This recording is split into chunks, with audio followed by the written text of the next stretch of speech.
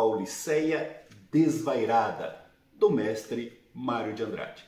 Mário de Andrade apareceu no cenário artístico brasileiro em 1917. Neste ano, ele, ao lado do Oswald Andrade, foi para os jornais e revistas para defender a Anita Malfatti. A Anita tinha acabado de fazer uma exposição de pintura moderna e fora massacrada pelo famoso artigo de Monteiro Lobato: Paranoia ou mistificação?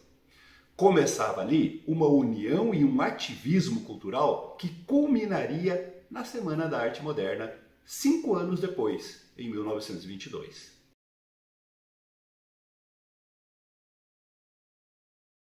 No ano em que eu estou gravando esta análise, 2022, comemora-se o centenário de lançamento desta obra, que é considerada, junto com a Semana da Arte Moderna, o início oficial do modernismo brasileiro. Pauliceia é uma referência à cidade de São Paulo. São Paulo, nesta época, era o centro da efervescência política e econômica do Brasil. O país vivia um processo de industrialização, símbolo da modernidade. E São Paulo era o núcleo central desta industrialização. Era também o núcleo central das mudanças que rompiam com os modelos tradicionais da arte e o comportamento social. A vida, os costumes mudavam com dinamismo e velocidade. Daí o título, Pauliceia Desvairada. Uma referência à cidade de São Paulo com o seu urbanismo desenfreado, provocando mudanças profundas e definitivas no modo de vida do homem moderno. Os poemas do Mário de Andrade visam mostrar as várias facetas da paisagem urbana bastante singular da capital paulista do início do século XX. Outro objetivo desses poemas é registrar a presença física e a fala de personagens cotidianos, tudo sob o olhar crítico e poético do artista. Observem que o texto se assemelha a um manifesto.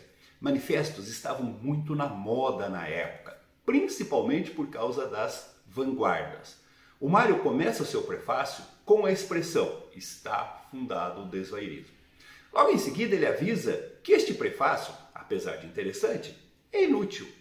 Em seguida ele anuncia que apresenta alguns dados, mas não todos, provavelmente referindo-se a seus estudos e observações. Mas avisa que não há conclusões sobre estes dados. Também avisa que estes dados serão inúteis para quem já o aceita.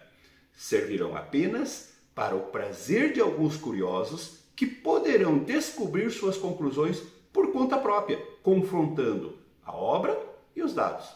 Ou seja, ele diz que não apresenta suas conclusões, mas elas podem ser descobertas pelos leitores.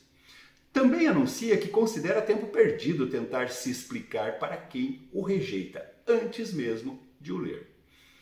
E ele termina essa primeira parte, do prefácio interessantíssimo, avisando que será muito difícil saber onde termina o blague, ou seja, a pilhéria, o humor, e onde começa a seriedade.